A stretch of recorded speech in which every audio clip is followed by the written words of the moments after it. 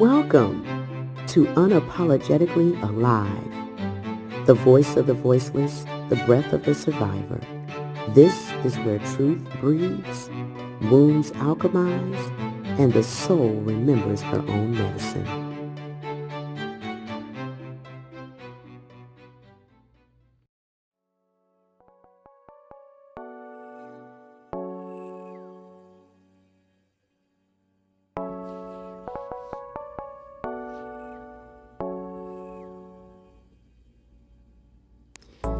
That I am, I promised you.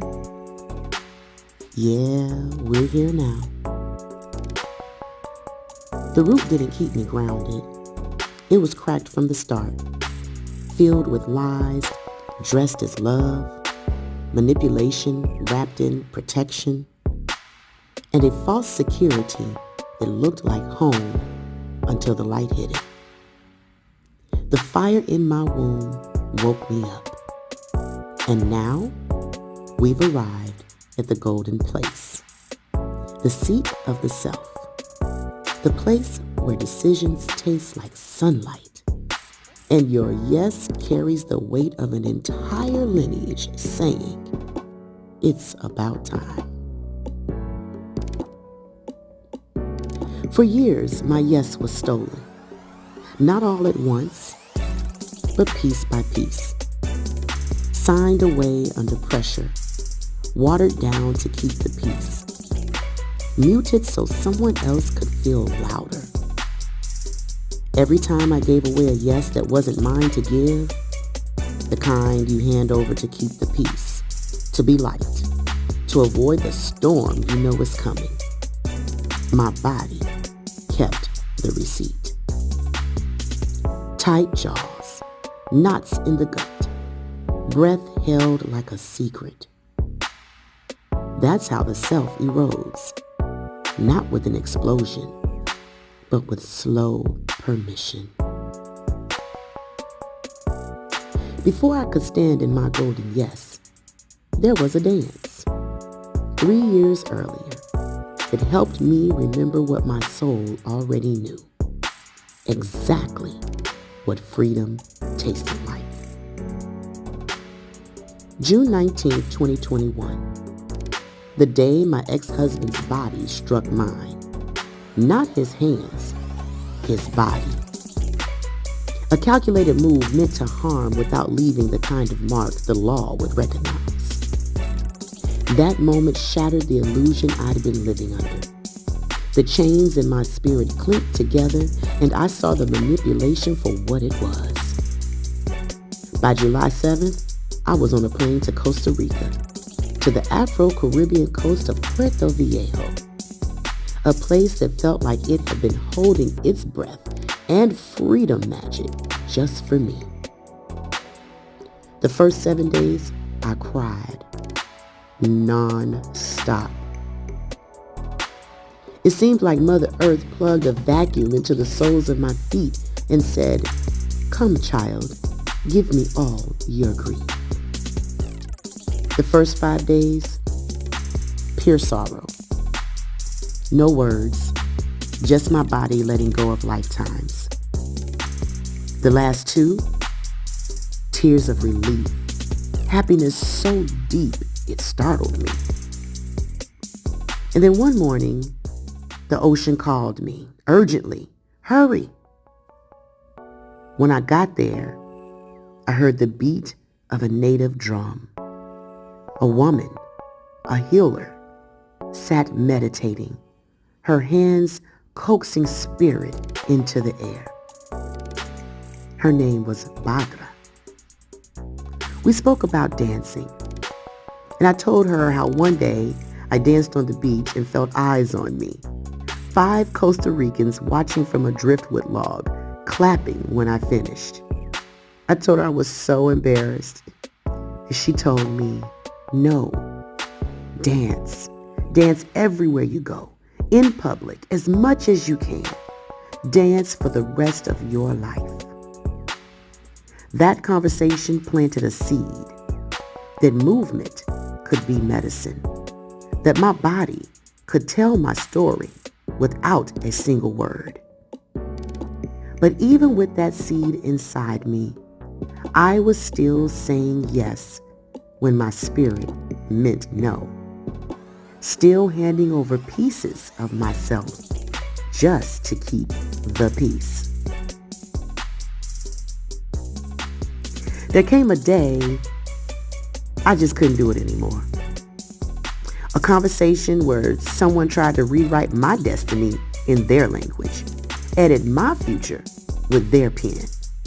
And for the first time, I did not fold. I didn't negotiate, and I didn't smile my way into silence. I heard my own voice, steady, unshakable.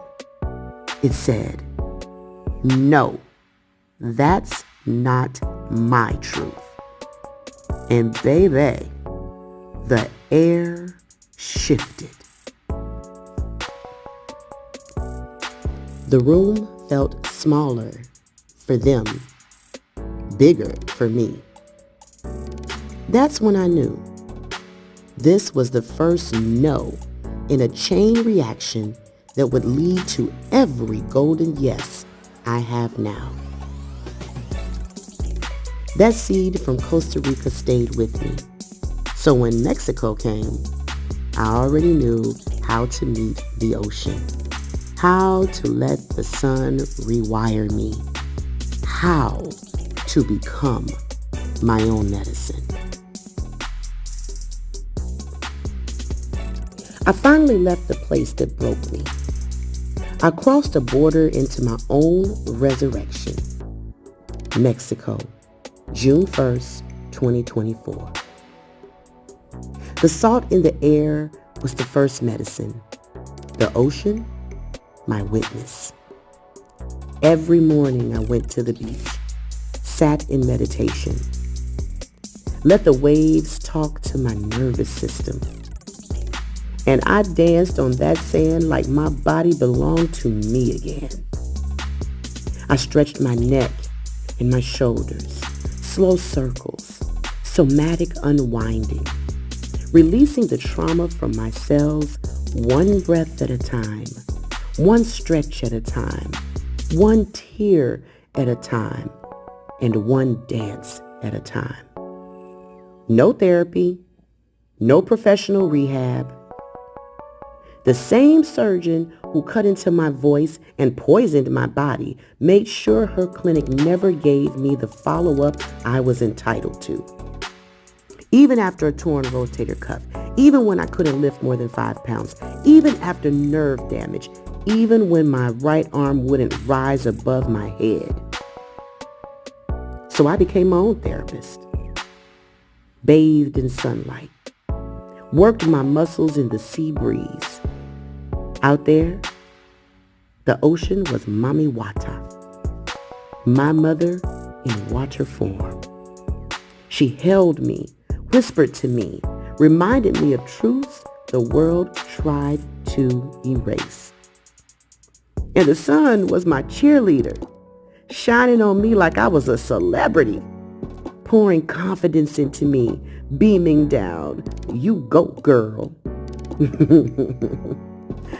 Dogs would wander up to me, touch my leg in passing, or sit in the sand to bask in whatever light I was moving in.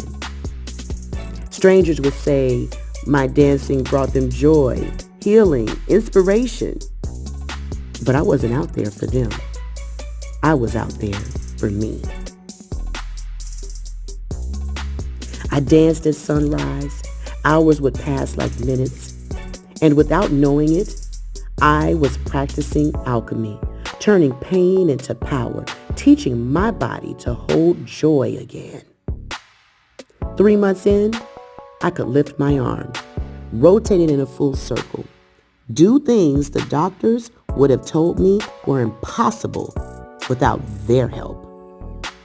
But that's the thing. I'm possible. And they never expected me to heal without their hands. They underestimated the medicine I carry in my own. They underestimated nature. They underestimated me. A golden yes isn't casual. It's forged, tested, sanctified in the fire of every false agreement you survived. A golden yes feels like choosing the contract that honors your worth. Staying in the room when your brilliance makes others sweat. Eating at the table you built instead of begging for a chair at theirs. My yes now is sovereign currency. It circulates in my bloodstream, powers my creations, magnetizes only what's aligned. Anything else bounces off like it hit a wall of gold. When you reclaim your yes, your frequency changes. Your light sharpens. And baby, people gonna talk about you. They will call you difficult, selfish, too much, even a liar. And some won't call you anything at all, at least not out loud. They will smile while their eyes measure you, congratulate you with words that carry a weight they don't name. Their shade will come dressed as observation, their envy wrapped in a joke. They'll say they're happy for you, and a part of them is, but another part is very unsettled because your rise reminds them of where they have stayed still. Child, let them. Let them. Let their whispers and sideways glances be the proof that you have shifted. Because the truth is, the moment you stop letting others speak over your life, you become ungovernable. Into a world, into people addicted to control, that's the most dangerous thing you can be.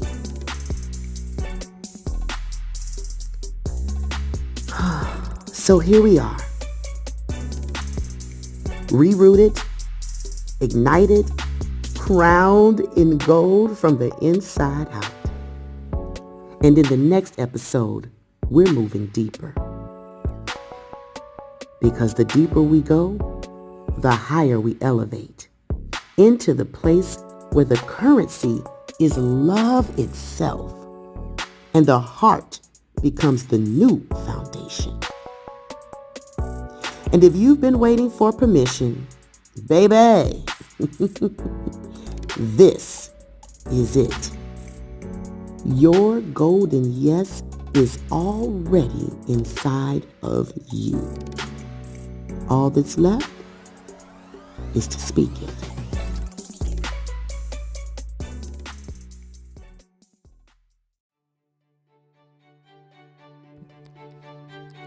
This is the frequency of truth, and I'm grateful you met me here.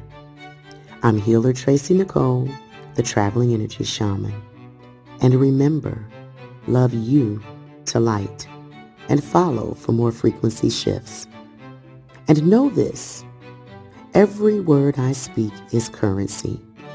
My truth is treasure. My voice opens gates that stay open forever. As you receive this, may you rise in abundance with me, for the blessing that leaves my lips multiplies in us both. It is sealed, it is done, and it is already flowing.